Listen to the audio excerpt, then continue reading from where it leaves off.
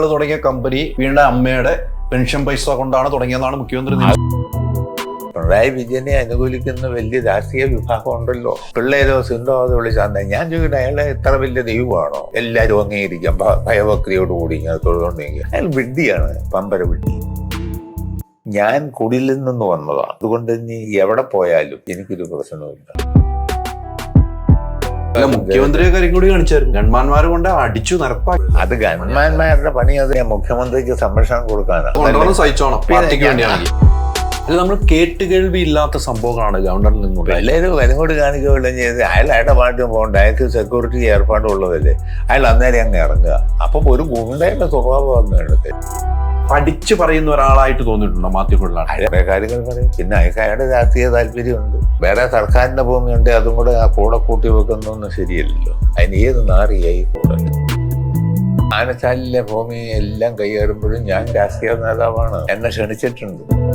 മുഖ്യമന്ത്രി വരെ ഇരിക്കുന്ന നിയമസഭയിലാണ് പറഞ്ഞത്. ആയിക്കോട്ടെ, സ്ഥിരം ശത്രുവും സ്ഥിരം മിത്രവും ഇല്ല. പ്രശ്നങ്ങളുടെ അടിസ്ഥാനത്തിലാണ്. നീ എന്നെ ഉപദേശിച്ചാൽ ഞാൻ എന്നെ കിട്ട് തല്ലും, ഉറപ്പാണ്. ഏറ്റവും പ്രണയം ആരോടാണ്? ആ പെണ്ണും മനസ്സിലൊക്കെ സൂക്ഷിച്ചു പറഞ്ഞില്ല. അല്ല, അവർക്കറിയാമായിരുന്നു എനിക്ക് ഇഷ്ടമാണെന്ന്. എനിക്ക് കല്യാണം ആലോചിച്ചപ്പോൾ അച്ഛനോട് പറഞ്ഞു എനിക്ക് ഇങ്ങനെ ഒരു ഇഷ്ടമുണ്ടെന്ന്. അവർക്ക് എന്നെ ഇഷ്ടമായിരുന്നു, അതൊക്കെയായിരുന്നു.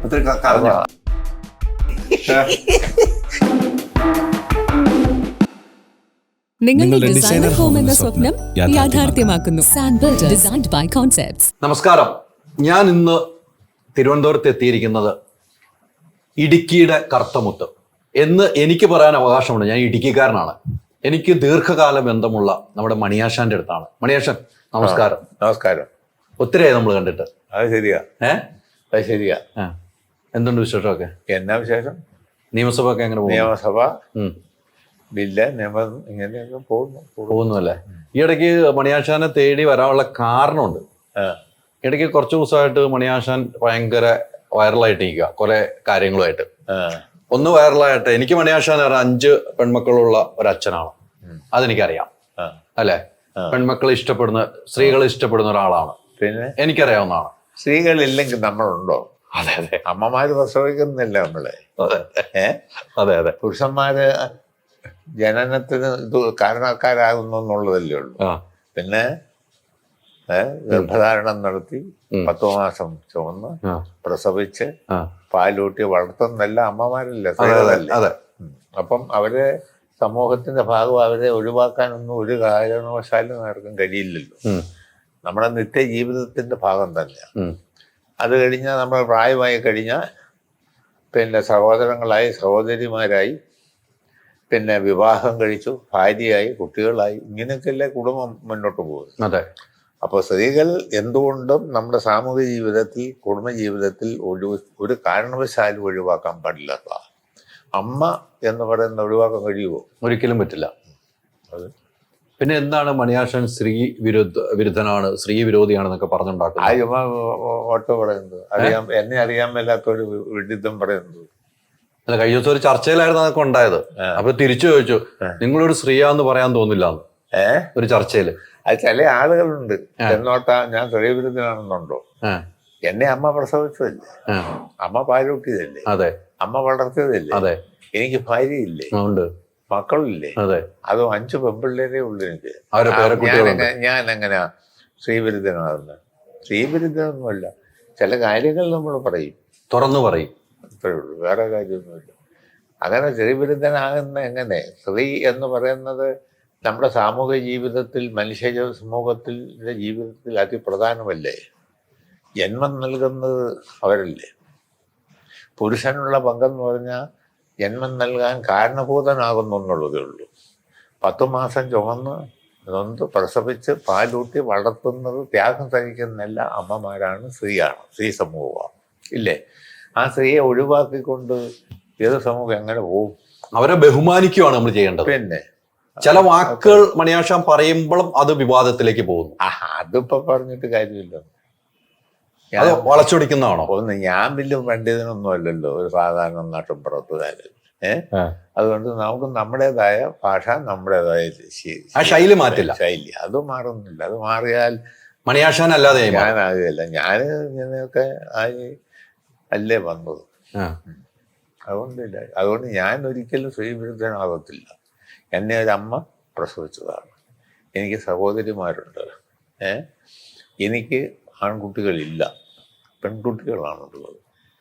5 പെൺമക്കളുടെ പിതാവാണ് ഞാൻ പിന്നെ സ്ത്രീവിരുദ്ധനാകുന്നത് എങ്ങനെ? പറയുന്നത് ഏതോ വിഡ്ഢികളുടെ ലോകത്താണോ പറയുന്നത്? ഇത് അങ്ങനെ ഒരു വിഷയമില്ല. അങ്ങനെ ഒരു വിഷയമില്ല. സ്ത്രീവിരുദ്ധനല്ല, പുരുഷവിരുദ്ധനുമല്ല, രണ്ടുമല്ല. സ്ത്രീ പുരുഷൻ എന്ന് പറയുന്നത് നമ്മുടെ സമൂഹത്തിൻ്റെ, മനുഷ്യ സമൂഹത്തിൻ്റെ മാനവരാശിയുടെ ഘടകമല്ലേ? സ്ത്രീയും പുരുഷനും ചേർന്നല്ലേ ഈ സമൂഹത്തെ സൃഷ്ടിച്ചിരിക്കുന്നത് തന്നെ. ആദിമകാലത്തെ നമുക്കൊന്ന് സങ്കല്പിക്കാം. ആദിമകാലത്ത് സ്ത്രീയും പുരുഷനും ഇണചേർന്നല്ലേ കുട്ടികളുണ്ടായത്. അങ്ങനെ അത് പെരുകി വന്നോന്നല്ലേ നമുക്ക് സങ്കല്പിക്കാൻ വഴിയുള്ളൂ. അപ്പൊ പിന്നെ സ്ത്രീ എങ്ങനെ നിഷിദ്ധമാകും? എങ്ങനെ നമുക്ക് വിരോധിക്കാൻ കഴിയും അവരെ? പുരുഷനെ എങ്ങനെ നമുക്ക് നിഷേധിക്കാൻ കഴിയും? അപ്പോൾ സ്ത്രീയും പുരുഷനും എന്ന് പറയുന്നത് സമൂഹത്തിൻ്റെ അതിപ്രധാനമായ ഘടകമാണ്. സ്ത്രീയും പുരുഷനും ഒന്നായാൽ മാത്രമേ സമൂഹം മുന്നോട്ട് പോവുകയുള്ളൂ, അല്ലാതെ പോവില്ല. സ്ത്രീയും പുരുഷനും, ഞാൻ പറയാം, പുരുഷനില്ലെങ്കിൽ ഈ സന്താനോൽപാദനം നടക്കില്ല. സ്ത്രീ ഇല്ലെങ്കിൽ പുരുഷൻ തന്നെ ആയാലും നടക്കില്ല. അപ്പോൾ സ്ത്രീയും പുരുഷനും ചേർന്നാണ് സന്താനോൽപാദനം നടത്തുക.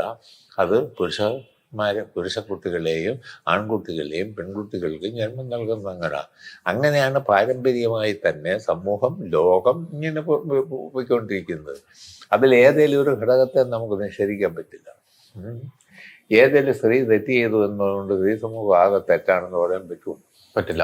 ഏതെങ്കിലും ഒരു പുരുഷൻ തെറ്റ് ചെയ്തെന്നോട്ട് ആകെ പുരുഷ സമൂഹം തെറ്റാണെന്ന് പറയുന്നതും തെറ്റാണ്.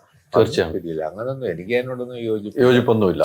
മണിയാശൻ എന്തെങ്കിലും പറഞ്ഞിട്ട് പിന്നീട് അത് വേണ്ടായിരുന്നു തോന്നിയിട്ടുണ്ടോ? പറഞ്ഞ കാര്യം വേണ്ടായിരുന്നു അങ്ങനൊന്നും തോന്നാറില്ല. ഒരു കാര്യം അങ്ങനെ തോന്നിയിട്ടില്ല. തിരുത്താൻ പറഞ്ഞിട്ടുണ്ടോ ആരെങ്കിലും? അടുത്ത സുഹൃത്തുക്കൾ ലാശാൻ പറഞ്ഞത് വേണ്ടായിരുന്നു ലാശാന്, ചുമ്മാ സൗഹൃദത്തിലെങ്കിലും പറഞ്ഞിട്ടുണ്ടോ? പറഞ്ഞതൊക്കെ അന്നേരം പറഞ്ഞത് തന്നെയാണ്, തിരുത്തൂല. അത് പിന്നെ പറഞ്ഞ എന്തെങ്കിലും തിരുത്തണം. അത് അറിഞ്ഞുകൊണ്ട് തന്നെ പറഞ്ഞതാ. പിന്നെ അതിന് മാത്രം അബദ്ധം പറ്റിയെന്ന് എനിക്ക് തോന്നണം. അങ്ങനെ അബദ്ധം പറ്റിയത് എന്തെങ്കിലും ഉണ്ടോ മണിയാശൻ? അബദ്ധം പറ്റിയതെന്ന് പറയാനൊന്നും അങ്ങനൊന്നും ഇല്ലാന്നൊന്നും അങ്ങനെ പറഞ്ഞ് തിരുത്തിയിട്ടില്ലല്ലോ. എൻ്റെ പേര് കേസ്, പൊക്കാറ്, അറസ്റ്റ് ഇതെല്ലാം ഉണ്ടായാലും ഞാനൊന്നും പറഞ്ഞു തിരുത്തിയിട്ടൊന്നുമില്ല. അതൊരു പ്രസംഗം ഞാൻ എനിക്ക് തോന്നിയ കാര്യങ്ങൾ പറഞ്ഞു. ആ പറഞ്ഞ കാര്യങ്ങൾ ഞാൻ ഇപ്പോഴും ഉറച്ചു നോക്കിയിട്ടുണ്ട്. മാറിയിട്ടില്ല. ഇല്ല, അതിന്റെ കാര്യമില്ല. ഈ മണിയാശനെ തിരുത്താൻ ശ്രമിക്കുന്നവരോട് എന്താ പറയാറുള്ളത്? എന്നെ തിരുത്താൻ ശ്രമിക്കുന്നവർ അവർ പറയും, അവരുടേതായ അഭിപ്രായം പറയും. അപ്പം ഞാൻ നമ്മുടേതായ വീക്ഷണങ്ങളും പറയും, തുറന്ന് പറഞ്ഞു കൊടുക്കും. പിന്നെ അവരെ തിരുത്തണമെന്നൊന്നും എനിക്ക് ബന്ധമൊന്നുമില്ല.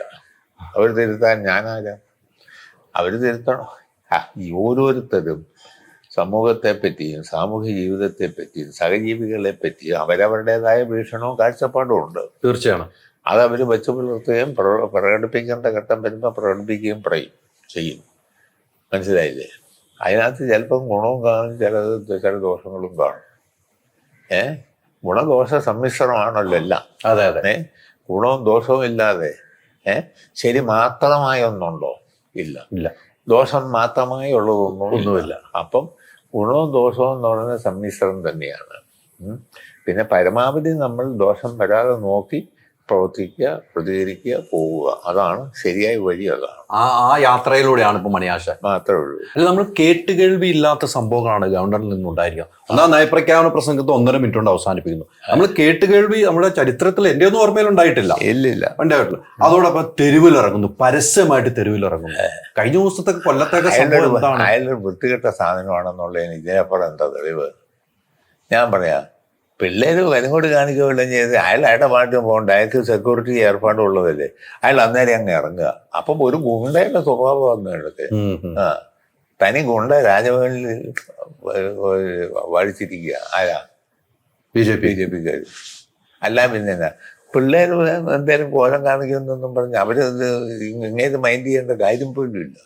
പുള്ളിക്ക് സെക്യൂരിറ്റിയും സംരക്ഷണവും എല്ലാം ഉണ്ടല്ലോ. അതിനനുസരിച്ച് പുള്ളി പോകേണ്ട കാര്യമുള്ളൂ. പിള്ളേരോ സിന്ധോ അത് വിളിച്ചാൽ ഞാൻ ചോദിക്കട്ടെ, അയാളെ ഇത്ര വലിയ ദൈവമാണോ എല്ലാവരും അംഗീകരിക്കാം ഭയഭക്തിയോടുകൂടി ഇങ്ങനെ തൊഴുതുകൊണ്ടിരിക്കുക? അയാൾ വിഡ്ഢിയാണ്, പമ്പര വിഡ്ഢി. അതുകൊണ്ട് പിള്ളേർ പ്രതിഷേധിച്ചെന്നിരിക്കുക, അവർ പ്രതിഷേധിച്ച് പോകേണ്ടതുണ്ട്. പുള്ളിക്ക് സെക്യൂരിറ്റി ഏർപ്പാടുള്ളൂ, പുള്ളിക്ക് പോകേണ്ട കാര്യമില്ലേ ഉള്ളൂ. ഞാൻ പറയാം, ഞാൻ മന്ത്രിയായിരുന്നു, ആരെങ്കിലും എന്നെ കരിങ്കൊടി കാണിച്ചെന്നോട് ഞാൻ അതിൻ്റെ പുറകെ പോകേണ്ട കാര്യമാണ്. ഞാൻ എൻ്റെ വഴിക്ക് പോകും. ഇത് ഇവര് മുദ്രാവാക്യം വിളിച്ചേക്കണ എത്രയോ മീറ്റർ ഇപ്പറയാണ് പുള്ളി ഇറങ്ങിയത്. വിഷ്വൽ കാണുമ്പോൾ നമുക്ക് കൃത്യമായിട്ട് കാണുകയും ചെയ്യാമായിരുന്നു. പിന്നെ അത് അയാളൊരു ഒരു എന്താ പുള്ളിയെ പറ്റി പറയേണ്ടത് എനിക്കറിയില്ല. ഒരു നെറികെട്ട മനുഷ്യൻ, ഒരു കാര്യമില്ല. അത് കേരളം പോലെ സംസ്ഥാനം, ഇന്ത്യയിൽ ഏത് സംസ്ഥാനങ്ങളെ കഴിഞ്ഞും വ്യത്യസ്തമാണ്. ഇവിടെ വ്യത്യസ്തമാണ്. അതിവിടെ പ്രവർത്തിക്കുന്ന രാഷ്ട്രീയ പാർട്ടിക്ക് ഈ നില രൂപപ്പെടുത്തുന്നതിൽ പങ്കുണ്ട്. കമ്മ്യൂണിസ്റ്റ് പാർട്ടിക്കുണ്ട്, കോൺഗ്രസിനും ചില പങ്കുണ്ടല്ലോ. അല്ലാതെ എങ്ങനെ? അതെ, അവരുടെ ഭരണത്തിന് നേതൃത്വം കൊടുത്തില്ലേ? ശ്രീനാരായണ ഗുരുവും ചട്ടമ്പി സ്വാമികളും ബാക്കിയുടാനന്ദ സ്വാമികളും എത്രയോ മഹാരഥന്മാർ, വിവിധ ജാതി മതത്തിൽപ്പെട്ടവർ,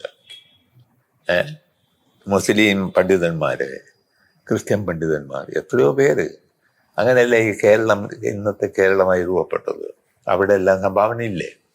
തീർച്ചയായും. ഈ കേരളത്തിൽ വന്ന് ഈ കോലം കത്തിക്കണ്ട ഒരു കാര്യവും അങ്ങേർക്കില്ല. പിള്ളേർ വല്ല പ്രതിഷേധം ഘടിപ്പിച്ച പുള്ളിയുടെ വഴിക്ക് പോകേണ്ടതെന്ന് പോയത് അന്നേരം ഇറങ്ങുക എന്ന് പറഞ്ഞാൽ അയാളൊരു 4ാം കല ചരക്കാണ്. മുഖ്യമന്ത്രിയെ കരിങ്കൊടി കാണിച്ചായിരുന്നു. അന്നേരം മുഖ്യമന്ത്രി ഇറങ്ങുക. മുഖ്യമന്ത്രി ഇറങ്ങിയില്ല, DYFI പ്രവർത്തകർ വെച്ച് അങ്ങ് തല്ലിച്ചു.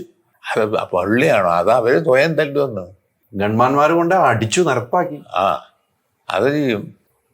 അതുകൊണ്ട് അതല്ലെന്ന് കേരളത്തിൽ ഇപ്പൊ പിണറായി വിജയൻ എന്ന് പറയുന്ന കേരളത്തിന്റെ മുഖ്യമന്ത്രി പോയാൽ, ആരെങ്കിലും കോൺഗ്രസ്സുകാരോ BJPക്കാരോ കരിങ്കൊടി കാണിക്കാൻ പോയാൽ, പിണറായി വിജയനെ അനുകൂലിക്കുന്ന വലിയ രാഷ്ട്രീയ വിഭാഗം ഉണ്ടല്ലോ. സ്വയം അവര് സംഘടിക്കുമല്ലോ, സ്വയം ശക്തിപ്പെടും, സ്വയം വരും. എന്നാ പിന്നെ അതൊന്ന് കാണട്ടെ എന്നും പറഞ്ഞ് അവര് പ്രതിഷേധിക്കും.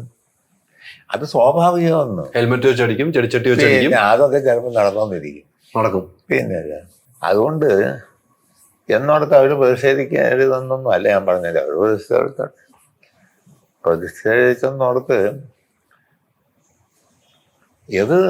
ഏത് കാര്യം ചെയ്യുമ്പോഴും എതിർ പ്രതികരണം വരുമല്ലോ, ഉണ്ടാവും. അല്ലാതെ വൺ വേ ആയിട്ട് വല്ലതും നടക്കില്ല. അങ്ങനെ കണ്ടാൽ മതി. അങ്ങനെ കണ്ടാൽ മതി. അത് പിന്നല്ലാതെ വേറെ രീതിക്ക് കാണണ്ട. എന്ത് അവരിപ്പോ മുഖ്യമന്ത്രിയെ പ്രതിഷേധിക്കുന്നു, അദ്ദേഹം കരിങ്കൊടി കാണിക്കുന്നു എന്ന് പറഞ്ഞാൽ അവർ ആള് കൂടിയാൽ ഇടതുപക്ഷ ജനാധിപത്യ മുന്നണിക്കാരും CPMകാരും പ്രത്യേകിച്ച് അവരറിഞ്ഞാൽ അവർ കൂടും. ചിലപ്പോൾ അടിച്ചെന്നിരിക്കും, അടിയോ അല്ലെ അവര് ഇതിനെ പ്രതിഷേധിച്ച് പ്രകടനം നടത്തും, പ്രതിഷേധിക്കും. മനസ്സിലായില്ലേ? ഏറ്റുമുട്ടലൊന്നും ഉണ്ടായിട്ടില്ല ഇതുവരെ, അങ്ങനൊന്നുമില്ല. ഏറ്റുമുട്ടലുണ്ടായിട്ടില്ല. ഗൺമാനൊക്കെ എന്തുമാതിരി അടിയാ അടിച്ച ആലപ്പുഴയിൽ. അത് ഗൺമാന്മാരുടെ പണി അതല്ലേ? ഏത്? പിന്നെ കരിങ്കൊടി കാണിക്കാൻ അടിക്കാനായി കരിങ്കൊടി കാണിക്കുകയും അവരുടെ ജോലി എന്താ? മുഖ്യമന്ത്രിക്ക് സംരക്ഷണം നൽകുക, അതിന് വിഘാതമായി വരുന്നതിനെ തടയുക എന്നുള്ളത് അവരുടെ ജോലിയല്ലേ? ചാടി കയറി അടിക്കാം. പിന്നെ ചാടി കയറിയോ അല്ലാതെയോ പതുക്കെയോ നിന്നടിക്കാം. അത് ഒരു കടന്ന കയ്യായി പോണേ. അതൊന്നുമില്ല. അത് അവര് ഞാൻ പറയാമെന്ന് മുഖ്യമന്ത്രി ഇപ്പൊ കരുണാകരൻ വരുമ്പോഴാണേലും, ആന്റണി ആയിരുന്നപ്പോഴാണേലും, ഉമ്മൻചാണ്ടി വരുന്നപ്പോഴാണേലും, ഇപ്പൊ പിണറായി വിജയനോ നായനാരോ വരുമ്പോഴാണേലും ആവശ്യമില്ലാത്ത ആളുകൾ, ചെറുപ്പക്കാർ ചിലപ്പോൾ പല പ്രശ്നങ്ങളും വരും. കരിങ്കൊടി കാണിച്ചെന്ന് പറഞ്ഞെന്നാൽ ഒന്നെങ്കിൽ പോലീസ് ഇടപെടും, സംഘർഷം ഉണ്ടാകും, അല്ലെ ഇടതുപക്ഷ ജനാധിപത്യം ഈ പറയുന്ന ആളുകളുടെ പാർട്ടിയെ ഒരു പ്രസ്ഥാനമുണ്ട്, ആ ജനങ്ങൾ ആളുകൾ അണിനിരക്കും. അത് സ്വാഭാവികമാണ്. പാർട്ടികൾ തമ്മിൽ അടി ഉണ്ടാകും ചിലപ്പം. ഈ ഉമ്മൻചാണ്ടിയുടെ ഇത് കരിങ്കൊടി കാണിക്കുമ്പോൾ യൂത്ത് കോൺഗ്രസ് പ്രതിഷേധിക്കും, ഇതൊക്കെ സ്വാഭാവികം. പക്ഷെ ഗൺമാൻ ഇറങ്ങി ഇങ്ങനെ അടിക്കുന്നത് നമ്മൾ ആദ്യമായിട്ടാണ് കാണുന്നത്. ഗൺമാന്റെ പണി അതന്നെ, അടിച്ചോളൂ. പിന്നെ മുഖ്യമന്ത്രിക്ക് സംരക്ഷണം കൊടുക്കാനാ, മന്ത്രിമാർക്ക് ഗൺമാൻ സംരക്ഷണം കൊടുക്കും. പിന്നെ കേസെടുത്ത് സംരക്ഷണം കൊടുക്കും. കേസെടുത്തല്ലോ അവർക്കെതിരെ. അത് എടുക്കുമല്ലോ, അതൊക്കെ എടുക്കുന്നു. ഇതുവരെ ഹാജരായിട്ടില്ല. ഇതൊക്കെ പുതിയ ഏർപ്പാട് വല്ലോ. ഇതുവരെ ഹാജരായിട്ടില്ല. ഈ കേരളത്തിൽ മുഴുവൻ ഇതുവരെ നടന്നുകൊണ്ടിരിക്കുന്ന പണിയല്ലേ ഇതെല്ലാം. പണ്ട് മുതൽ കരുണാകരന്റെ കാലം മുതൽ, പട്ടാന്താണു പിള്ളയുടെ കാലം മുതൽ, തിരുക്കൊച്ചിയുടെ കാലം മുതൽ നടക്കുന്ന കാര്യമല്ല. വനപ്പള്ളി ഗോവിന്ദമേനോന്റെ കാലം മുതൽ എന്തെല്ലാം കാര്യം നടക്കുന്നു. ഇതൊരു പുതിയ ഏർപ്പാടൊന്നും അല്ലെന്ന്. മണിയാശാന്റെ ജീവിതത്തില് ഈ ഗൺമാന്മാരെന്നല്ല ഇതിന് പറയണ്ട, സെക്യൂരിറ്റി പോകുന്ന മുഖ്യമന്ത്രിയുടെ സെക്യൂരിറ്റി വിങ്ങില് 20ഓളം ആളുകളുണ്ട്. അവര് വരുന്ന ആ സെക്യൂരിറ്റി വാഹനത്തിൽ ഇറങ്ങി ഇന്ന് വരെ കരിങ്കൊടി കാണിക്കാൻ തല്ലിയത് മണിയാശാന്റെ ഓർമ്മ ഈ രാഷ്ട്രീയ പാരമ്പര്യത്തിൽ കണ്ടിട്ടുണ്ടോ? ഞാൻ അത് കാണും, കണ്ടിട്ടുണ്ടോ മണിയാശാൻ? പിന്നെ അത് കോൺഗ്രസിന്റെ മുഖ്യമന്ത്രിമാര് കാലത്തും അതിലപ്പുറം പോലീസുകാർ വർദ്ധിച്ചിട്ടുണ്ടാവും. ഈ ഗൺമാൻ എന്ന് പറഞ്ഞാൽ ഇല്ലെന്നേ, ഒന്നുമില്ല, രണ്ടും ഒന്ന് തന്നെ. പോലീസാ, ഗൺമാനും പോലീസാണ്. പിന്നെ ഗൺമാൻ എന്ന പേര് കൊടുത്തിരിക്കുന്നേ ഉള്ളൂ മുഖ്യമന്ത്രി മന്ത്രിമാർക്കും പ്രത്യേക സംരക്ഷണത്തിന് വേണ്ടി. അതുകൊണ്ട് ഗൺമാൻ എന്ന് വിളിക്കുന്നു. ഫലത്തിൽ ഇത് രണ്ടും പോലീസിലുള്ളതാണ്. സമ്മതിച്ചു. അവിടെ പോലീസ് വേറെ ഡ്യൂട്ടി കിട്ടിയിട്ടുണ്ടായിരുന്നു. അവര് നോക്കും, ഗൺമാനും നോക്കും, ഇടപെടും. അത് സ്വാഭാവികമാണ്. ഇത് ഇതിനു മുമ്പ് നടന്നിട്ടില്ലേ? അല്ല, ഒന്ന് ഓർമ്മപ്പെടുത്താവുന്ന പിന്നെ കരുണാകരന്റെ കാലത്ത് എന്തടിയാ ചോദിച്ചിരിക്കുന്നു. കരുണാകരന്റെ കാലത്ത് പട്ടന്താണോ പിള്ളേരുടെ കാലത്ത്, പിന്നെ പനമ്പള്ളി ഗോവിന്ദ മേനോന്റെ കാലത്ത്, ഇങ്ങോട്ട് പോകുന്ന AJ യോണിന്റെ കാലത്ത്, അങ്ങ് നോക്കിയ PT ചാക്കോയുടെ കാലത്ത്, R ശങ്കറിന്റെ കാലത്ത് ഒക്കെ ഓരോ ഘട്ടത്തിലും ചില സംഭവങ്ങൾ നടന്നിട്ടുണ്ട്. അതൊന്നും വലിയ വെരിപ്പിച്ച് കാണേണ്ട കാര്യമില്ല. അതൊക്കെ അപ്പോഴുണ്ടാകുന്ന ചില സംഭവം പോവും. അതവിടെ വെച്ച് കഴിഞ്ഞു എന്നാണ് മണിയാശാൻ അല്ലേ? പിന്നെ അതിനെ കുറിച്ച് ചർച്ച പോലും വേണ്ടെന്നാണ് പറയുന്നത്. അതിന്റെ കാര്യം ചർച്ചയൊക്കെ നടക്കുമല്ലോ, അത് നടത്തിക്കോട്ടെ, ചർച്ചകൾ നടന്നോട്ടെ, പിന്നെ ഇങ്ങനെയൊക്കെ നടക്കുള്ളൂ. ഇന്നേ വരെ ഇങ്ങനെയല്ലേ നടന്നിട്ടുള്ളൂ അല്ലെങ്കിൽ ഇവിടെ കോൺഗ്രസ് ഭരിച്ചപ്പം കരിങ്കൊടി കാണിക്കുകയോ എന്തെങ്കിലും ചെയ്തെങ്കിൽ അവിടെ ആ കരിങ്കൊടി കാണിച്ചവരെ നേരിടുകയോ അറസ്റ്റ് ചെയ്യുകയോ അടിക്കുകയോ പിടിക്കുകയോ ചെയ്തിട്ടില്ലേ? ഇവിടെ കേരളത്തിൽ ആരൊക്കെ ഭരിച്ചിട്ടുണ്ടോ അന്നൊക്കെ എന്തെങ്കിലും സംഭവം നടന്നിട്ടുണ്ട്. ഇതെല്ലാം നടന്നിട്ടുണ്ട്. പുതിയ ഏർപ്പാടൊന്നുമല്ലെന്ന്. അത് മുഖ്യമന്ത്രിയും മന്ത്രിമാരെന്ന് പറയുമ്പോൾ അവർക്ക് ഗവർണർക്ക് സംരക്ഷണം കൊടുക്കേണ്ട ബാധ്യത ബന്ധപ്പെട്ട ആളുകൾക്കുണ്ട്. അവരാ ബാധ്യത നിറവേറ്റും. അന്നേരം ചിലർക്ക് തല്ലും പിടുത്തമൊക്കെ കിട്ടും. ഞങ്ങൾ മേടിച്ചിട്ടുണ്ടല്ലോ, ഞങ്ങൾ തല്ലും മേടിച്ചിട്ടുണ്ടല്ലോ, എവിടെയെല്ലാം തല്ല് മേടിച്ചിരിക്കുന്നു ഞങ്ങള്. പിന്നെ ഒരു അത്ഭുതം എന്നാ ഇപ്പം ഒരത്ഭുതത്തിൻ്റെ കാര്യമില്ല. ഇത് ഒറ്റ കാര്യമാണ്. അങ്ങനെയാണ് പിന്നെ വലിയ പോകുന്ന മുഖ്യമന്ത്രിയും മന്ത്രിമാരെയും തടയാനും ഒന്നും പോകാതിരിക്കുക എളുപ്പമാണ്. മുഖ്യമന്ത്രിയും ഗവൺമെന്റിനോട് എതിരുണ്ടെങ്കിൽ പ്രക്ഷോഭണവും സമരവും മറ്റു മാർഗം സ്വീകരിക്കാം. അതിനുള്ള മാർഗങ്ങളാകാം. അപ്പം അങ്ങനെ പോണവരോ വഴിക്ക് പോട്ടെ, സമരം ചെയ്യാൻ ഇറങ്ങാതിരിക്കുക, കരിങ്കൊടി കാണിക്കാതിരിക്കുക, വേറെ എടമി സമരം ചെയ്യാം. ഞാൻ പറഞ്ഞതിന്റെ അർത്ഥമില്ല. കരിങ്കൊടി കാണിക്കേണ്ടവർക്ക് കരിങ്കൊടി കാണിക്കാം. അപ്പൊ ചിലപ്പോ അടി കിട്ടും. അപ്പൊ ചിലപ്പോ പോലീസ് ഇടപെട്ടെന്ന് വരും. പോലീസ് ഇടപെട്ടോണ്ടിരിക്കും. സ്വാഭാവികമാണ്. ഹെൽമെറ്റ് വെച്ച് അടിച്ചുവന്നിരിക്കും, ചെടിച്ചട്ടി വെച്ച് അടിച്ചുവന്നിരിക്കും. ഹെൽമെറ്റ് വെച്ച് അടിച്ചതൊന്നും എനിക്കറിയില്ല. മണിയാശാൻ ഇപ്പൊ എവിടെ അന്ത ചിരിക്കണം? കണ്ടില്ല എന്നുള്ളത് എനിക്ക് ചിരിക്കണം. മണിയാശാൻ ഇതൊക്കെ കണ്ടാണ് ടിവിയില്. എനിക്ക് മണിയാശാൻ ചിരിക്കുമ്പോ എനിക്ക് ചിരി വരുവാ. അല്ലാതിരിക്കണേ പോകാതിരിക്കുക എന്നുള്ളത് വഴിയുള്ളൂ. പോകാതിരിക്കുക. അല്ല, എനിക്ക് മണിയാശാൻ ചിരിച്ചപ്പോഴാണ് ഹെൽമെറ്റ് വെച്ച് അടിച്ചൊന്നും ഞാൻ കണ്ടില്ല എന്ന് പറഞ്ഞുകൊണ്ട് എനിക്ക് അല്ല, ഹെൽമെറ്റ് വെച്ച് അടിച്ചൊന്ന് നിങ്ങളിപ്പോ പറഞ്ഞപ്പോഴേ ഞാനല്ല. ഹെൽമെറ്റ് വെച്ച് അടിച്ച പോലീസ് അല്ല, പിന്നെ DYFIക്കാരാ. ആണോ? അത് പറഞ്ഞില്ല. ഇല്ലില്ല, ആരും പറഞ്ഞും കേട്ടില്ല. ഇല്ലില്ല. നിയമസഭയിലൊക്കെ പ്രസംഗിച്ചപ്പോ പോലും പറഞ്ഞപ്പോ മണിയാശാൻ കേട്ടില്ല. ഇല്ലില്ല. അപ്പൊ മുഖ്യമന്ത്രി ഞാൻ കണ്ടില്ല എന്നാണ് പറഞ്ഞത്. അതെ, മണിയാശാൻ പറഞ്ഞ പോലെ തന്നെ മുഖ്യമന്ത്രി കാണുകയല്ല. മുഖ്യമന്ത്രി വഴിക്ക് പോകുകയല്ലേ. ഇതിവിടെ പോകുന്ന വഴിക്ക് നടക്കുന്നെന്ന് പറഞ്ഞാൽ ഇവിടെ ഹെൽമെറ്റും പ്രതിഷേധം 1 കിലോമീറ്റർ അകലെ ചെന്ന് കാണും മുഖ്യമന്ത്രിയും. അത് കഴിഞ്ഞിട്ട് അടി നടന്നേക്കണം. മുഖ്യമന്ത്രി കണ്ടില്ല. അത് ചിലപ്പോ വാസ്തവായിരിക്കാം. പക്ഷെ നമ്മൾ TV കണ്ടു. അത് TV-ക്കാരിങ്ങനെ നിൽക്കുന്നുണ്ടാ പിടിക്കാൻ. ഇതുപോലെ നിന്നാലേ കാണാൻ പറ്റുള്ളൂ. അത് നിന്നാലേ അടി കാണാൻ പറ്റുള്ളൂ. അതെ. അതോടൊപ്പം തന്നെ ഏറ്റവും മണിയാശാൻ ഇഷ്ടമല്ല എന്ന് തോന്നിയ ഒരു വ്യക്തി കൊണ്ട് ആരായിരിക്കും? അങ്ങനെയൊന്നുമില്ല. അതൊക്കെ സ്ഥിരം ദേഷ്യവും അങ്ങനെയില്ല. ചില പ്രശ്നങ്ങൾ വരുമ്പോഴാണ് നമുക്ക് വ്യത്യസ്ത അഭിപ്രായം വരും. അങ്ങനെ പ്രസംഗിച്ചപ്പോൾ മണിയാശാൻ പെട്ടെന്ന് പൊട്ടിത്തെറിച്ച ഒരു പ്രാസംഗികൻ ആരായിരിക്കും നിയമസഭയില്? ഞാനോ? മണിയാശാൻ അത് കേട്ടപ്പോ പൊട്ടിത്തെറിച്ചു. അങ്ങനെ പ്രസംഗിച്ച ഒരാൾ ആരായിരിക്കും? അങ്ങനെ പൊട്ടിത്തെറിച്ചതെന്ന് പറഞ്ഞാൽ എനിക്ക് അങ്ങനൊന്നുമില്ല. എന്നെ ഇപ്പൊ അങ്ങനെ നോക്കുന്ന ഏറ്റവും ഇഷ്ടക്കേട് തോന്നുന്നത് ഉമ്മൻചാണ്ടിയോടാണ്. അദ്ദേഹം മുഖ്യമന്ത്രിയായി ഇരുന്നപ്പോഴല്ലേ എന്നെ അറസ്റ്റ് ചെയ്തു. പിന്നെ പുള്ളിയൊക്കെ കൂടാതൊന്നും എന്നെ അറസ്റ്റ് ചെയ്യുകയല്ലോ. പിന്നെ ഇയാളാണ് തിരുവഞ്ചൂരാണ്. പിന്നെ അയാളൊരു മനുഷ്യത്വം ഇല്ലാത്ത ആളാണ് തിരുവഞ്ചൂര. അയാൾ ഒരു ജാടക്കാരനാണെന്ന് എനിക്ക് തോന്നിയിട്ടുണ്ട്. പക്ഷെ ഞാൻ അന്ന് പോയി ഉമ്മൻചാണ്ടിയെ കണ്ടാൽ ആ കേസ് ഒരു പക്ഷെ ഉമ്മൻചാണ്ടി ഇല്ലാതാക്കിയേക്കൊന്നും എനിക്കറിയാം. പക്ഷെ ഞാൻ പോവുകയെന്നുള്ളത് എൻ്റെ രാഷ്ട്രീയമാണ്. എന്നോട് അങ്ങനെ പറഞ്ഞവരുണ്ട്, എൻ്റെ പാർട്ടിയിലുള്ളവരല്ലേലും മുഖ്യമന്ത്രി എപ്പോഴും കാണുക. അങ്ങനെ കണ്ട ഒരു പക്ഷേ അദ്ദേഹം അതിനകത്ത് ഇടപെട്ടതിനുമെന്ന് എന്നോട് വല്ലതും പറഞ്ഞിട്ടുണ്ട്, എനിക്കും തോന്നിയിട്ടുണ്ടെങ്കിലും ഞാൻ പോവുകയല്ല. അത് എൻ്റെ രാഷ്ട്രീയമാണ്, നമ്മുടെ രാഷ്ട്രീയം. പിന്നെ തൂക്കിക്കൊന്നാലും പോവില്ല എന്നൊരു തീരുമാനം ഉണ്ടായിരുന്നു. പിന്നെ അല്ല, അപ്പൊ അങ്ങനെ അത് വരുമ്പോ നിയമപരമായി നോക്കുകയുള്ളൂ. അല്ല, അങ്ങനെ വരുമ്പോ ഉമ്മൻചാണ്ടിയോട് പറഞ്ഞാൽ അത് അങ്ങനെ ചെയ്യുമെന്ന് വെച്ചാൽ അപ്പൊ അങ്ങനെ ഉമ്മൻചാണ്ടിക്ക് ഒരു നല്ല മനസ്സും കൂടെ ഉണ്ടെന്നും കൂടെ മനസ്സിലാക്കാം. അങ്ങനെ കാര്യങ്ങളിൽ ഇടപെടുന്ന ആളാ പുള്ളിയെന്ന് ഞാൻ പഠിച്ചിട്ടുണ്ട്. അതുകൊണ്ട് അങ്ങനെ ഉണ്ട്.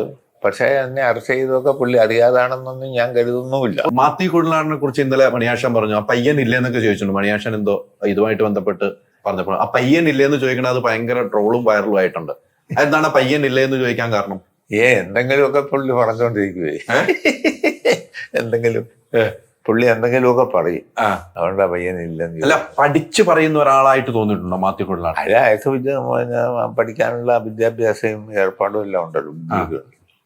കുറെ കാര്യങ്ങൾ പറയും. പിന്നെ അയാളുടെ രാഷ്ട്രീയ താല്പര്യമുണ്ട്. അയാൾ കോൺഗ്രസിന്റെ MLA ആണ്.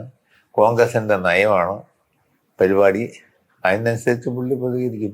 ഈ ചിന്നക്കനാൽ അദ്ദേഹം ഭൂമി കൈകേറിയിട്ടുണ്ടോ യഥാർത്ഥത്തിൽ? പുള്ളിക്ക് ഭൂമി ഉണ്ടെന്ന് പറയുന്നുണ്ട്, ഞാൻ കണ്ടിട്ടൊന്നുമില്ല. അല്ല, മണിയാശാനൊക്കെയാണ്, ഇടുക്കി ജില്ലക്കാരനാണ്.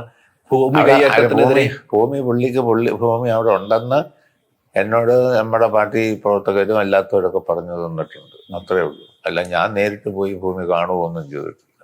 സാധാരണ അങ്ങനെയൊക്കെ പോകുന്നല്ലോ മണിയാശാൻ. പിന്നെ പോയില്ല? ഞാൻ അങ്ങനൊന്നും പോയില്ല. അല്ല, കയ്യേറ്റം എന്ന് പറയുമ്പോൾ കയ്യേറ്റമാണോ ഇല്ലോ എന്നൊന്നും എനിക്ക് പറയാൻ പറ്റില്ല. വില കൊടുത്ത് മേടിച്ചതാണോ എങ്ങനെയാണെന്നൊക്കെ പിന്നെ ഉണ്ടോന്ന് തന്നെ നിങ്ങൾ പോയി പരിശോധിക്കണം. എന്നിട്ട് അദ്ദേഹത്തിനോട് അതെങ്ങനെ കിട്ടിയെന്ന് അദ്ദേഹത്തോട് ചോദിക്കണം. അല്ല, അദ്ദേഹം കഴിഞ്ഞ ദിവസം നിയമസഭയിലൊക്കെ പറഞ്ഞു എന്നാണ് ഞാൻ അറിഞ്ഞത്. നിയമസഭയിലും പുള്ളി ലൈവ് ഒന്നും പറഞ്ഞു, ഈ ഭൂമി ഞാൻ പൈസ കൊടുത്ത് വാങ്ങിയാണ്, ഇതിന്റെ കുറച്ച് ചുറ്റളവ് പുറമ്പോക്ക് ഭൂമിയുണ്ട്, അവിടെ എല്ലാവർക്കും ഉള്ളതാണെന്നാണ് അദ്ദേഹം പറയുന്നത്. അങ്ങനെ എല്ലാവർക്കും ഉള്ളതല്ല മണിയാശാൻ. അത് കാര്യം അങ്ങനെയാണല്ലോ. അത് അദ്ദേഹം ഒരു പൊതുപ്രവർത്തകനല്ലേ, MLA ആണ്, പൊതുപ്രവർത്തകൻ, കോൺഗ്രസിന്റെ നേതാവാണ്. അയാൾക്ക് അവിടെ പട്ടയമുള്ള ഭൂമി ഉണ്ടെങ്കിൽ വാങ്ങിച്ചു, അതുണ്ടെങ്കിൽ ആയിക്കോട്ടെ. വേറെ സർക്കാരിന്റെ ഭൂമി ഉണ്ടെങ്കിൽ അതും കൂടെ ആ കൂടെ കൂട്ടി വെക്കുന്നൊന്നും ശരിയല്ലല്ലോ. അതെങ്ങനെ ശരിയാവുന്നു? ഞാൻ ചോദിക്കട്ടെ, നിങ്ങളൊരു കാര്യം മനസ്സിലാക്കി. ഞാൻ കഴിഞ്ഞ 19 വർഷത്തിലധികമായി ഒരു 15 വയസ്സ് അതെ ആയപ്പം മുതൽ പൊതു രംഗത്ത് പാർട്ടിയും ഏർപ്പാടും സിന്ദാബാദ് വിളിയായി കൂടിയാണ്. ഇക്കാലം അത്രയും പ്രവർത്തിച്ചിട്ടുണ്ട്. ഈ കാലയളവിൽ ഒരുപാട് ഭൂമി കയ്യേറ്റവും ആനച്ചാലിലും ചിന്നക്കനാലിലും എല്ലായിടത്തും നടന്നിട്ടുണ്ട്. ഞാൻ അവിടെ ഒന്നും ഭൂമി എടുത്തില്ലല്ലോ. ഇല്ല, പോയി അവിടെ ഭൂമി എടുത്തില്ല, കയ്യേറാൻ പോയില്ല, ഒന്നും പോയില്ല. എന്നെ ക്ഷണിച്ചിട്ടുള്ളവരുണ്ട്, അവരോട് പറഞ്ഞു ഞാനില്ല എന്ന് പറഞ്ഞു. എന്തുകൊണ്ടെന്നാൽ ഒന്ന്, എനിക്ക് എൻ്റെ കുടുംബത്ത് കുറച്ച് ഭൂമിയുണ്ട്, കൃഷിഭൂമി, സഹോദരങ്ങൾക്കും എനിക്കും കൂടെ. തന്നെയല്ല, ഞാൻ ഒരു പൊതുപ്രവർത്തകൻ എന്നല്ല അങ്ങനെ ചെയ്യുന്നത് ശരിയല്ല എന്ന ബോധത്തിൽ നിന്നാണ് ഞാൻ പോകാത്തത്. അല്ലെ ചിന്നക്കനാലിലോ മൂന്നാറിലോ കുറെ ഭൂമി കിട്ടി എന്നെ കഴിക്കൂ, ഭയങ്കര വില കിട്ടുന്ന സ്ഥലമല്ലേ. അത് ഞാനങ്ങനെ ചെയ്യുന്നത് ശരിയല്ല എന്ന ബോധ്യമാണ് എനിക്കുള്ളത്. എനിക്ക് മൂന്നാറിൽ വേണേൽ സ്ഥലം എടുക്കാമായിരുന്നു, ചിന്നക്കനാലിൽ വേണേൽ എന്തേലും സ്ഥലം വേണേലും പിടിക്കാമായിരുന്നു. പക്ഷെ അത് ഞാനങ്ങനെ ചെയ്യുന്നത് ശരിയല്ല. കാരണം ഞാൻ ദീർഘവർഷമായി പാർട്ടിയിൽ പ്രവർത്തിക്കുന്നു.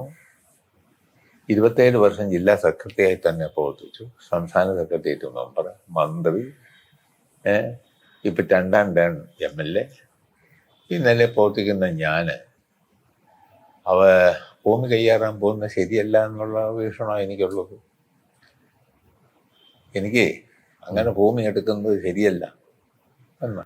അതുകൊണ്ടാണ് ആനച്ചാലിലെ ഭൂമി എല്ലാം കൈയേറുമ്പോഴും ഞാൻ രാഷ്ട്രീയ നേതാവാണ്. അതെ, എന്നെ ക്ഷണിച്ചിട്ടുണ്ട് കുറച്ച് ഭൂമി എടുക്കാമെന്നും പറഞ്ഞു. ഞാൻ പറഞ്ഞു എനിക്ക് വരുന്നില്ല എന്ന് പറഞ്ഞു. ചിന്നക്കനാലിലും മൂന്നാറിലും വേണ ഭൂമി എടുക്കാമായിരുന്നു. നമ്മളതൊന്നും ചെയ്തില്ല. അത് ശരിയല്ല എന്ന് തോന്നുന്നു. അങ്ങനെ എടുക്കുന്നത് ശരിയല്ല. അങ്ങനെ എടുത്തവരൊക്കെ അനുഭവിക്കുന്നുമുണ്ട്. എനിക്ക് കുറച്ച് വീടുണ്ട്, തറവാട് കുറച്ച് ഭൂമിയുണ്ട്. അതിൻ്റെ ഒരു വിഹിതമാണെങ്കിലും എനിക്ക് കിട്ടും. അത് ഉണ്ടല്ലോ. പിന്നെ ഞാൻ പിന്നെ പൊതുപ്രവർത്തകൻ എന്നുള്ള നിലയിൽ സർക്കാരിൻ്റെ ഭൂമി അങ്ങനെ പോയി കയ്യേറുന്നത് ശരിയല്ല എന്ന ചിന്തയാണ് എനിക്കുള്ളത്. ഞാൻ പോകാത്തത് ആ ചിന്താഗതിയാണ് എല്ലാവർക്കും വേണ്ടത്. അതാണ് വേണ്ടത്. ഈ ഇങ്ങനെയൊക്കെ ഉണ്ടെങ്കിലും സ്വന്തമായിട്ട് കുറച്ച് സ്ഥലമുണ്ട്, 5 മക്കളെ കെട്ടിച്ചു, സമ്പാദ്യമൊക്കെ വേണ്ടേ? അതൊന്നും സാരമില്ല. ഇപ്പൊ MLA അല്ലേ, ശമ്പളം കിട്ടുമല്ലോ. ആ ശമ്പളം കൊണ്ട് മതിയോ? പിന്നെ അതുകൊണ്ട് ഇപ്പൊ തൽക്കാലം പിടിച്ചു നിൽക്കാൻ കുഴപ്പമൊന്നുമില്ല. പിന്നെ ഇച്ചിരി കൃഷിയും അത് ഇതൊക്കെ ഉണ്ട്. ഇപ്പൊ കൃഷിയൊക്കെ നോക്കുന്നുണ്ടോ മണിയാഴ്ച? ഞാൻ പണ്ടൊക്കെ വീട്ടിൽ വരുമ്പോ കപ്പയും ചമ്മന്തിയും ഒക്കെ നമുക്ക് തരുന്നതായിരുന്നു. ഞാൻ നോക്കുന്നില്ലേ, എന്റെ മരുമകനും കൂടെയുണ്ട്, ഒരു മകളുണ്ട്, മകളും ഭർത്താവും, അവര് നോക്കിക്കോളൂ. ഒരു മന്ത്രിയിൽ നിന്നും പെട്ടെന്ന് MLA മാറും അല്ലെ? MLA ആണ്, മന്ത്രി സ്ഥാനത്ത് നിന്ന് MLA വരും. ഞാൻ ഇപ്പൊ ഇവിടെ തന്നെ വരുമ്പോൾ നമ്മൾ MLA ക്വാർട്ടേഴ്സിലാണ് വരുന്നത്.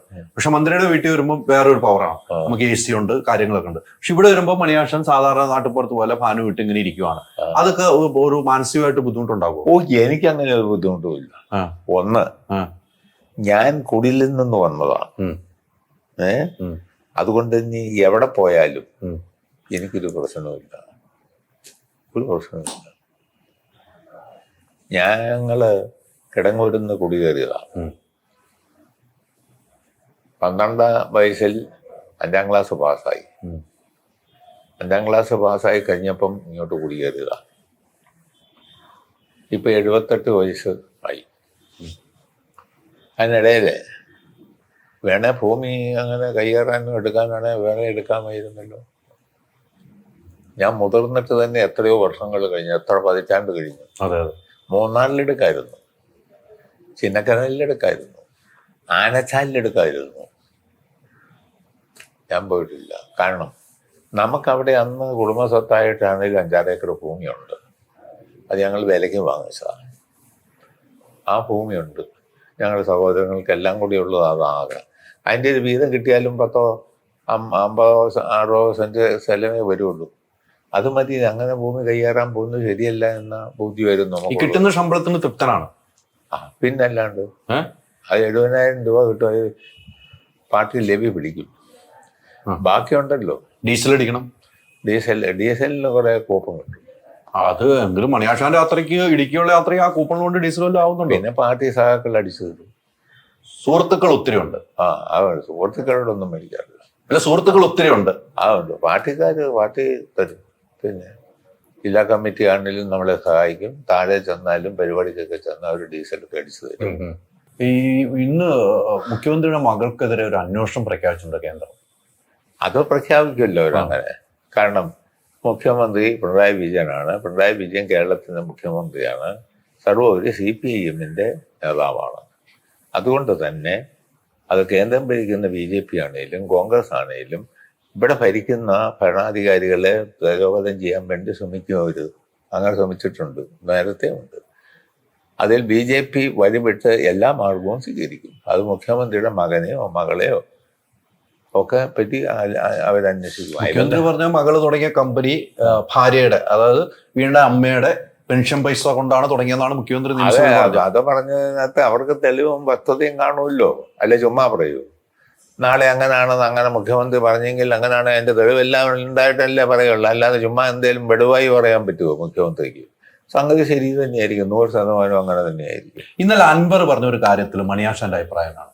അൻവർ പറഞ്ഞത് പ്രതിപക്ഷ നേതാവ് കേരള പദ്ധതിയുമായി ബന്ധപ്പെട്ട് 150 കോടി രൂപ കൈപ്പറ്റിയെന്നാണ് പറയുന്നത്. ഇതുവരെ പാർട്ടി അത്തരത്തിലൊരു കാര്യങ്ങൾ പറഞ്ഞതായിട്ട് നമുക്ക് ഇന്ന് വരെ കേട്ടിട്ടില്ല. അൻവർ പറഞ്ഞൊരു കാര്യമാണ്. അതെന്താ വസ്തുത അദ്ദേഹം വെളിപ്പെടുത്തണ്ടേ? എനിക്കതേപ്പറ്റി പറയാൻ. അല്ല, അത്രയും വലിയൊരു ആരോപണം നിയമസഭയിൽ ഉന്നയിക്കുമ്പോൾ മണിയാശാനൊക്കെ സെക്രട്ടേറിയറ്റ് മെമ്പറൊക്കെയാണ്, മുൻ മന്ത്രിയാണ്, പാർട്ടിയുടെ ഉന്നത സ്ഥാനത്തിരിക്കുന്ന മണിയാശാനെ. അതെ, അൻവറിനെ ഒന്നും ഞങ്ങൾക്ക് പാർട്ടിക്ക് അങ്ങനെ നിയന്ത്രിക്കാൻ പറ്റുമോ? അദ്ദേഹം സ്വതന്ത്ര വ്യക്തിയല്ലേ. അതുകൊണ്ട് അദ്ദേഹം പറഞ്ഞു കഴിഞ്ഞാൽ അദ്ദേഹത്തിന് എന്തെങ്കിലും വസ്തുത ഉണ്ടായിട്ട് പറഞ്ഞതാണോ ഇല്ലയോ എന്നൊന്നും എനിക്കറിയില്ല. ഞാൻ പുള്ളിയോട് അതേപ്പറ്റി സംസാരിച്ചുമില്ല.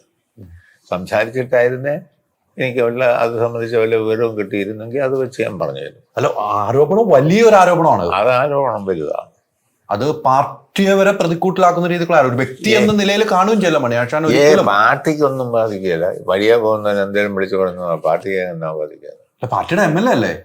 പാർട്ടിയുടെ MLA അല്ലേ? ആയിക്കോട്ടെ എന്നോർത്ത് എന്നോർത്ത് അയാൾ പറഞ്ഞെങ്കിൽ അയാൾ ഉത്തരം അതിനുള്ള ന്യായങ്ങൾ നിരത്തണം.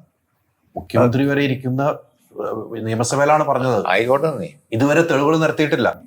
അത് കഴിഞ്ഞ് ഭാവിയിൽ തെളിവ് നിരത്തട്ടെ പുള്ളി ഉണ്ടെങ്കിൽ. അല്ലാതെ പിന്നെ അതേപ്പറ്റി എന്ത് പറയാം? അയാൾക്ക് എന്തെങ്കിലും കൂടുതൽ വിവരങ്ങൾ വല്ലതും കാണുമായിരിക്കും. അതേപ്പറ്റി ഇപ്പൊ എന്തായാലും എനിക്ക് പറയാൻ കഴിയില്ല.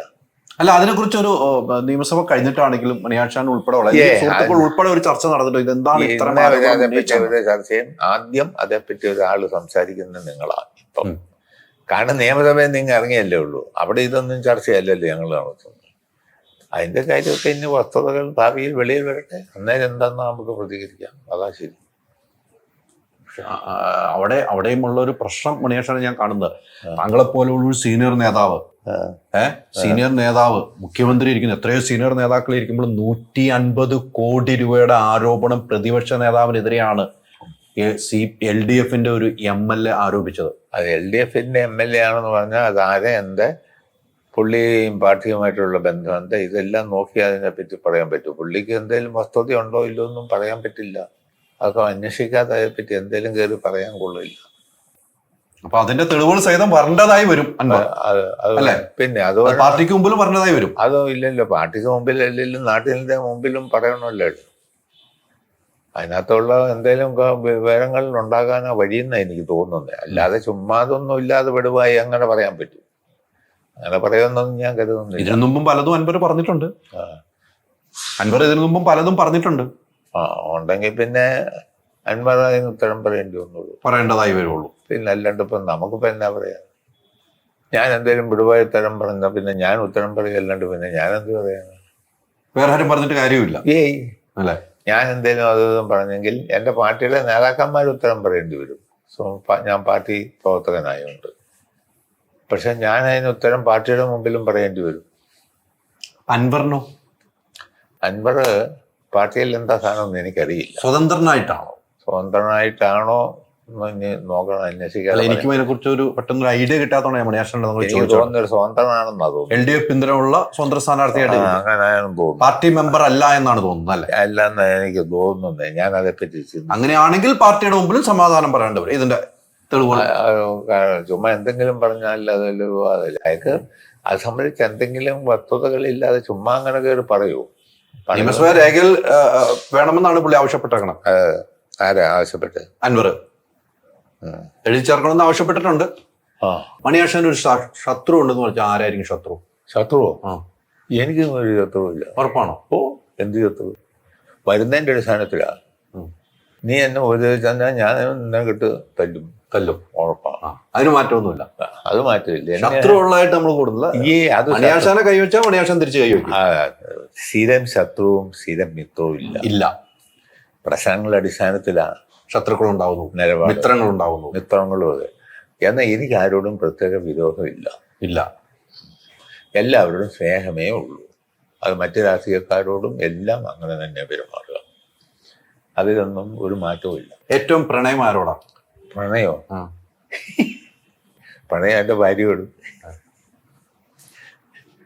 പിന്നെ അങ്ങനെയല്ലേ വേണ്ടത്. ആദ്യം പ്രണയിച്ചും ഭാര്യനെയായിരുന്നു കല്യാണത്തിന് മുമ്പ്. അതൊക്കെ പഴയ കഥയല്ലേ. പ്രണയിച്ചിട്ടുണ്ടോ? പിന്നെ അതെല്ലാം എത്ര പ്രണയം? ഒരു പ്രണയം. ഓർണം. എത്രാം ക്ലാസ്സിൽ പഠിക്കുമ്പോ? അത് കൊച്ചിലെ മാറുള്ളൂ. എത്രാം ക്ലാസ്സിൽ പഠിക്കുമ്പോ? അത് ഞാൻ പഠിത്തം കഴിഞ്ഞാണല്ലോ ഇവിടെ വന്നത്. നമ്മുടെ ഇടുക്കിയിൽ വരുമ്പോഴാണ് പ്രണയിക്കുന്നത്. അവിടെ നടന്നില്ല പ്രണയം?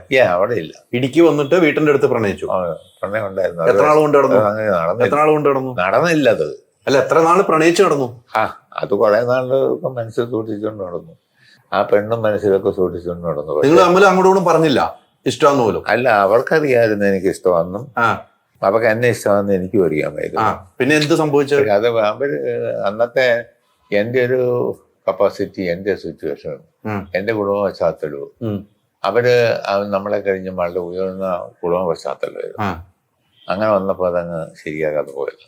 സ്വയം വേണ്ടെന്ന് വെച്ചാൽ നിങ്ങള്? അതും ഇല്ല, അവര് വേറെ കല്യാണം കഴിച്ചൊക്കെ പോയി. അവരെ കല്യാണം കഴിച്ചതിന് ശേഷമാണ് മണിയാശാൻ കല്യാണം കഴിച്ചത്? അല്ല, അതിന് മുമ്പ് ഞാൻ കല്യാണം കഴിച്ചു. അപ്പൊ മണിയാശാനല്ല പറ്റിച്ചത്? അല്ല, അങ്ങനെ പറ്റിച്ചതല്ല. അത് എനിക്ക് എന്റെ ഇഷ്ടം ഞാൻ എന്റെ അച്ഛനോടും അമ്മയോടും പറഞ്ഞു. ആ പെണ്ണിന് ഇഷ്ടമാണ് എനിക്ക്. അവരതേപ്പറ്റി അച്ഛനെ അവരോട് അന്വേഷിച്ചു. അവര് നമ്മുടെ ആകുന്ന ബന്ധുക്കളാണ്. ആ അപ്പൊ അവര് അന്നത്തെ നിലയിൽ ഞങ്ങളെ കഴിഞ്ഞും കുറെ കൂടെ ഉയർന്ന തലത്തിലാണ്, ആ ആ സാമ്പത്തികമായിട്ട്, സാമ്പത്തികമായും കുടുംബപരമായും. അതെ. അച്ഛൻ വഴിയാണ് ബന്ധു, അമ്മ വഴിയാണ് ബന്ധു. ഞങ്ങളുടെ കുടുംബം എന്ന് പറഞ്ഞാൽ വലിയ കുടുംബമായിരുന്നില്ല. ഞങ്ങൾ ഒറ്റപ്പെട്ടല്ലേ ഇങ്ങനെ പോകുന്നത്. കിടങ്ങൂര് വന്ന് കിടങ്ങൂരെന്നല്ലേ അങ്ങോട്ട് പോന്നു. വന്നപ്പോ അവിടെ ഞങ്ങളുടെ ഒരു കുടുംബമേ ഉള്ളൂ. ബാക്കി ഈ പെണ്ണിന്റെ കുടുംബം വലിയ ഒരുപാട് കുടുംബമായിട്ട് നിൽക്കുന്നവരാണ്. എനിക്ക് കല്യാണം ആലോചിച്ചപ്പോ അച്ഛനോട് പറഞ്ഞു എനിക്ക് ഇങ്ങനെ ഒരു ഇഷ്ടമുണ്ടെന്ന് പറഞ്ഞു. അവർക്ക് തന്നെ ഒരു ഇഷ്ടമായിരുന്നു പെണ്ണിനും. അച്ഛൻ അവരോട് ബന്ധപ്പെട്ടപ്പോ അവർക്ക് താല്പര്യമില്ല, വീട്ടുകാർക്ക്. എനിക്ക് കല്യാണം ആലോചിച്ചപ്പോഴാണ് ഞാൻ അച്ഛനോടും അമ്മയോടും പറഞ്ഞു എനിക്ക് എനിക്കൊരു ഇഷ്ടമുള്ള പെണ്ണുണ്ടെന്ന്. അവരാലോചിച്ച് ബന്ധപ്പെട്ടപ്പോഴത്തേനും അവർക്ക് താല്പര്യമില്ല. അപ്പൊ ഞാനിങ്ങനെ ഒന്നും ആവുന്നൊന്നും അവരൊന്നും ധരിച്ചില്ലല്ലോ. നമ്മള് മന്ത്രിയാവുന്നൊന്നും അവര് ധരിച്ചില്ല. മന്ത്രിയാവുന്നോ ഇങ്ങനെ ആവുന്നൊന്നും അവര് ധരിച്ചില്ല. അവർക്കത് അവര് വലിയ കുടുംബക്കാരാണ് ഞങ്ങളെ വെച്ച് നോക്കുമ്പോൾ. അവർക്ക് താല്പര്യക്കേടാണ്. അച്ഛൻ എന്നോട് പറഞ്ഞപ്പോ ഞാൻ പറഞ്ഞു എന്നാ പിന്നെ അച്ഛനൊക്കെ ഇഷ്ടമുള്ള ഏതാന്ന് ആലോചിച്ചു. കാതുകുത്തിയും പോയാൽ കടുക്കനിട്ടം വരും. കാതുകുത്തിയും പോയാൽ കടുക്കനിട്ടം വരും എന്നൊരു ചൊല്ലുണ്ടല്ലോ. എന്ന് പറഞ്ഞാൽ ഇപ്പൊ നമുക്ക് അങ്ങനെയാണ് ഇപ്പോഴത്തെ പെണ്ണുമ്പിള്ളെ കല്യാണം കഴിച്ചത്. അത് ഈ ആദ്യം മണിയാശാൻ അല്ല കല്യാണം കഴിച്ചത്, ആ പ്രണയം ഉണ്ടെങ്കിലും ആദ്യം മണിയാശാൻ കഴിച്ചിട്ട് ശേഷമാണോ ആ പെൺകുട്ടി കല്യാണം കഴിച്ചത്? അതെ. ആ വാശിക്കാണോ ആദ്യം കഴിച്ചത്? ആ വാശിയൊന്നുമില്ല, അവർക്ക് അതിൽ താല്പര്യമില്ലെന്ന് അച്ഛനോട് ഞാൻ പറഞ്ഞു. അച്ഛനും അമ്മയൊക്കെ കുടുംബക്കാരാലോചിച്ച് അവരുമായി ബന്ധപ്പെട്ടപ്പം ഞാനിപ്പോ അന്നത്തെ നിലയിൽ ഇങ്ങനെയൊക്കെ ആവുമെന്നൊന്നും അവർക്കറിയില്ലല്ലോ. അത് ഇടയ്ക്കിടയ്ക്ക് കാണുമായിരുന്നു നിങ്ങൾ തമ്മില്? പിന്നെ സംസാരിക്കുകയൊക്കെ ചെയ്യും. പിന്നെ സിനിമയ്ക്കെല്ലാം പോയിട്ട് അടുത്ത അതൊന്നുമില്ല, അവർക്ക് അടുത്താണ്. ഇടത്തരം കുടുംബക്കാരായിരുന്നു.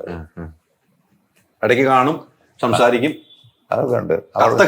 അവർക്ക് എന്നെ ഇഷ്ടമായിരുന്നു, അതൊക്കെയായിരുന്നു. പെണ്ണിന് പക്ഷെ അവിടെ കുടുംബക്കാർക്ക് നമ്മളെ തന്നെ ഇഷ്ടമല്ലേ. നമ്മളൊരു പുച്ഛം. കുടുംബക്കാർക്ക് അച്ഛൻ ആലോചിച്ചത് കഴിഞ്ഞപ്പോൾ അവർക്ക് അത്ര താല്പര്യമില്ല. അവര് ഞങ്ങളെ സംബന്ധിച്ച് നോക്കുമ്പോൾ കുറച്ചും കൂടി ഉയർന്ന കാര്യം ബന്ധുക്കളാണേലും ഉയർന്ന. ആ ബന്ധുക്കൾ എന്ന് വെച്ചാൽ അച്ഛൻ വഴിയാണ് അമ്മ വഴിയാണ് ബന്ധം? അച്ഛൻ വഴിയാ അല്ലേ? എങ്കിലും അവർക്ക് വലിയ താല്പര്യമില്ല. എനിക്ക് ഇന്നത്തെ നിലയിലുള്ള പദവി ഇല്ലല്ലോ ഒന്നും. അന്ന് എത്രാം വയസ്സിലാ പ്രണയം? അത് ചെറുപ്പം മുതലുള്ള. അല്ല, ഈ കല്യാണം ആലോചിക്കുന്ന എത്രാമത്തെ വയസ്സ്? ഒരു 20 വയസ്സ്. 20 വയസ്സ്. അപ്പൊ ചെറുപ്പം തൊട്ട് 20 വയസ്സ് വരെ കൊണ്ടുവിടുന്നോ പ്രണയം? അപ്പൊ 5ാം ക്ലാസ് കഴിഞ്ഞിട്ട് 5ാം ക്ലാസ് ഇവിടുന്ന് 5ാം ക്ലാസ് പഠിക്കുന്നത് കിടങ്ങൂരല്ലേ? അതെ, അവിടുന്ന് അങ്ങ് പോയത്. അവിടുന്ന് പോയത്. അപ്പം അവിടുന്ന് പോയി 5ാം ക്ലാസ് എന്ന് പറയുമ്പോ അന്നത്തെ 6, 5, 11 വയസ്സ്. 11 വയസ്സ് 12 വയസ്സ് 12ാം വയസ്സിൽ അവിടെ എത്തി. 12ാം വയസ്സിൽ പ്രണയം തുടങ്ങി. 12ാം വയസ്സ് മുതൽ തോന്നി എനിക്ക് ഇത് കറുത്തതായിരുന്നു എന്നെ പോലെ കൊച്ചു. ഈ പെണ്ണെ കറുത്തതായിരുന്നു. അതുകൊണ്ട് അതിന് എനിക്ക് പെണ്ണെന്തായിരുന്നു? കറുത്ത പെണ്ണായിരുന്നു. കറുത്ത പെണ്ണ്. എന്നെ അതിനും ഇഷ്ടമായിരുന്നു കാര്യമൊക്കെ. പക്ഷെ അവരുടെ കുടുംബക്കാർക്ക് താല്പര്യമില്ലായിരുന്നു. കറുപ്പിനോടുള്ള ഇഷ്ടവും പെണ്ണിനോടുള്ള ഇഷ്ടവും അല്ല, അവർക്കതല്ല. നമ്മൾ നോക്കിയപ്പോ നമ്മള് അങ്ങനെ അവര് വലിയ കുടുംബമൊക്കെയാണ്. അപ്പൊ ഈ അച്ഛൻ പോയി ചോദിച്ച് വേണ്ട എന്ന് പറഞ്ഞപ്പോ പിന്നെ പെണ്ണിന്റെ അടുത്ത് സംസാരിച്ചു? ഞാൻ പിന്നെ സംസാരിക്കാൻ പോയില്ല. അവരെന്തെന്ന് അങ്ങനെ വന്നപ്പോ പിന്നെ നമ്മൾ വിളിച്ചുകൊണ്ട് ഇന്നത്തെ കണ്ടീഷനെ വിളിച്ചുകൊണ്ടൊന്ന് രജിസ്റ്റർ ചെയ്യും ഞാൻ. അന്ന് അങ്ങനെയൊന്നും ചെയ്യാനുള്ള ഇതില്ല. ഇന്നത്തെ കണ്ടീഷനാണ് പാർട്ടി സഖാക്കൾ ഉൾപ്പെടെ ഇരിക്കും നമുക്ക്, അല്ലേ? നമ്മൾ കൊണ്ടുവന്ന കല്യാണം രജിസ്റ്റർ ചെയ്യും. രജിസ്റ്റർ ചെയ്ത് പാർട്ടി ഓഫീസിലാണെങ്കിൽ താമസിക്കും. പിന്നെ ഇന്നത്തെ കാലത്ത് അത് നടക്കുന്നുണ്ട്, അന്നൊന്നും നടക്കുന്നില്ലോ. അതൊന്നും അങ്ങനെ സങ്കടം വന്നിരുന്ന മണിയാശാന് കിട്ടാതെ വന്നപ്പോ? പിന്നെ അതൊക്കെ കരഞ്ഞൊന്നുമില്ല. ഇതെല്ലാം ചേർത്തിട്ട് നിങ്ങള് അല്ല, ഞാൻ കാര്യം ചോദിച്ചേ. എനിക്ക് വലിയ വിഷമം തോന്നിയിരുന്നു. വിഷമം തോന്നിയിട്ടുണ്ട് അല്ലേ? ആ പെൺകുട്ടിക്കും വലിയ വിഷമം ഉണ്ടായിരുന്നു. പക്ഷെ അവരുടെ കുടുംബക്കാർക്ക് താല്പര്യമില്ലാതെ. ഇതൊക്കെ ഇപ്പോഴത്തെ വൈഫിന്റെ അടുത്ത് പറഞ്ഞിട്ടില്ലേ? അവർക്കറിയാം. അറിയോ? കല്യാണം കഴിഞ്ഞോണ്ടാ പറഞ്ഞു? പിന്നെ അതിന് മുമ്പ് തന്നെ അറിയാം അവർക്ക്. അതിന് മുമ്പ് എങ്ങനെ അറിയാണ്? അവന് അടുത്തല്ലേ. ഇവരെല്ലാരും അടുത്തടുത്തായിരുന്നു. പിന്നെ ഈ കല്യാണം ആലോചിച്ചു. ഇതും പ്രണയിക്കാൻ അവർക്ക് താല്പര്യമില്ല. എനിക്ക് ഇങ്ങനെ ഇഷ്ടമുണ്ട് എന്നൊക്കെ ഞാൻ പറഞ്ഞു. അച്ഛൻ അവരോട് അന്വേഷിച്ചപ്പം അവർക്ക് താല്പര്യമില്ല എന്ന് പറഞ്ഞു. അവർക്ക് താല്പര്യമില്ലടാ ഇങ്ങനെയാണെന്ന് പറഞ്ഞു. എന്നാ ഒരു കാര്യം ചെയ്യും, എന്നാ പിന്നെ അച്ഛനും ഏതാന്ന് ആലോചിച്ചോളം പറഞ്ഞു. അങ്ങനെയാണ് ഇപ്പോഴത്തെ നമ്മുടെ പ്രിയ ഭാര്യനെ ആലോചിച്ചത്, അതെ. ഒന്നും നോക്കിയില്ല. അതുകൊണ്ട് ഇപ്പൊ എന്ത് സ്വർഗത്തിൽ പോലെയല്ലേ നിങ്ങൾ ജീവിക്കുന്നത്? കുഴപ്പമൊന്നുമില്ല. അല്ല, നമ്മൾ വരാറുണ്ട്, വീട്ടിൽ വരുമ്പോ കാണണല്ലേ നിങ്ങളുടെ സ്നേഹവും കാര്യങ്ങളും. ദേ ഇവിടെ വരുമ്പോ തന്നെ ഒരു ഫോട്ടോ ഇരിക്കണ കാണണ ഞങ്ങൾ കണ്ട ഇരിക്കുന്ന ഫോട്ടോ. പാവവാ. ആ, തീർച്ചയായിട്ടും അതിനും വേണ്ട ഒരു ഭാഗ്യം അല്ലേ? നമ്മുടെ അച്ഛനെയും അമ്മനെയും ധിക്കരിച്ചു പോയില്ലല്ലോ. ഇല്ല അതൊന്നും ധിക്കരിച്ചില്ല. തന്നെയല്ല, ഇന്നത്തെ നിലയാണ് വേണേ നമുക്ക് വിളിച്ച് അവിടെ കൊണ്ടുവന്ന് രജിസ്റ്റർ ചെയ്യാം. പക്ഷേ അതിനൊന്നും ഞാൻ പോയില്ല. അവർക്ക് വേണ്ടാന്ന് പറഞ്ഞത് വേണ്ട. അവർക്ക് ഇഷ്ടമില്ലെങ്കിൽ പോട്ടെ. ഞാൻ ഇന്നത്തെ നിലയിലാകുമെന്നൊന്നും കണ്ടോണ്ടുമല്ല. പോട്ടെ, പോയത് പോയി. അപ്പൊ അവർക്ക് താല്പര്യമില്ലെന്ന് പറഞ്ഞപ്പം ഞാൻ അച്ഛനോട് പറഞ്ഞു, മേഡം പറഞ്ഞു നിങ്ങൾക്ക് ഇഷ്ടമുള്ള ആലോചിച്ചു, അവരിഷ്ടമുള്ളതാണ് ഇത്. അതെ അതെ അതെ അതെ, അത് നമ്മള് നമ്മുടെ ഏറ്റവും അടുത്ത ആളാക്കി മാറ്റി. എന്തായാലും മണിയാശൻ ഒത്തിരി നേരം സംസാരിച്ചു, നമ്മൾ കുറെ കാര്യം സംസാരിച്ചു എന്ന് എനിക്ക് തോന്നണം. ഒത്തിരി സന്തോഷം. മണിയാശൻ ഈ പ്രണയമൊക്കെ തുറന്നു പറയുമ്പോഴാണ്, ആ മുഖത്ത് ചിരിയൊക്കെ കാണുമ്പോഴാണ് പഴയ കാലത്തിലേക്ക് അങ്ങ് പോകുന്നുണ്ട് മണിയാശൻ അല്ലേ? എന്നും ചെറുപ്പമായിട്ട് ഇരിക്കാണല്ലോ എല്ലാവരും ഇഷ്ടപ്പെടുന്നത്. മനുഷ്യനെ ഈ വിധത്തിൽ ആണാണല്ലേ പെണ്ണാണേലും ചിലപ്പം ആരോടേലും ഒരു ഇഷ്ടം തോന്നായില്ല. അതെ അതെ, അങ്ങനെ തോന്നാത്തവര് അപൂർവമായേ കാണുള്ളൂ എന്നാണ് എനിക്ക് തോന്നുന്നത്. സ്ത്രീയും പുരുഷനും ആകുമ്പം തമാശല്ല, അപൂർവമായി ഇല്ലെന്നൊന്നും പറയാൻ ഞാൻ ആളല്ല. പക്ഷേ സ്വാഭാവികമായ ഒരു ഇഷ്ടം തോന്നും ഒരു പെണ്ണിന് ചെറുക്കനൊരു ചെറുപ്പക്കാരനോട്, ചെറുപ്പക്കാരന് ഒരു പെണ്ണിനോട്. ഈ സ്വാഭാവിക ഇപ്പം ലോകത്ത് നടക്കുന്നതല്ലേ. പിന്നെ ഞാൻ കല്യാണം കഴിക്കുന്നിടത്തൊന്നെല്ലാം മാറി ഇപ്പോഴാണ് ഞാൻ പിടിച്ചുകൊണ്ട് രജിസ്റ്റർ ചെയ്യും. ഒന്നും നോക്കൂല. അന്ന് അങ്ങനെ ഒന്നും ചിന്തിക്കാൻ പറ്റില്ല. PC ജോർജ് BJP-യിലേക്ക് പോയേക്കാണ്. BJP മഹാത്മാഗാന്ധിയെ കൊല്ലാൻ തീരുമാനിച്ച് കൊന്ന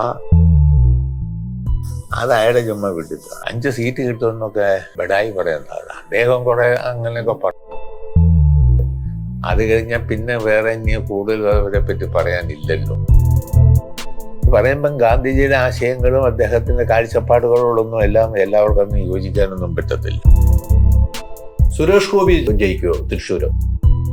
തുണി മേടിക്കാൻ കാശില്ലാത്തവൻ്റെ അടുത്ത്, തലചായ്ക്കാൻ ഇടമില്ലാത്തവൻ്റെ അടുത്ത്, സ്വന്തമായി വീടില്ലാത്തവൻ്റെ അടുത്ത് ശ്രീരാമന്റെയും സീതയുടെയും കാര്യം പറഞ്ഞിട്ട് രക്ഷയുണ്ടോ? ആ ഒരു സാഹചര്യം അല്ലല്ലോ മണിയാശാനി. എന്ത് സാഹചര്യം?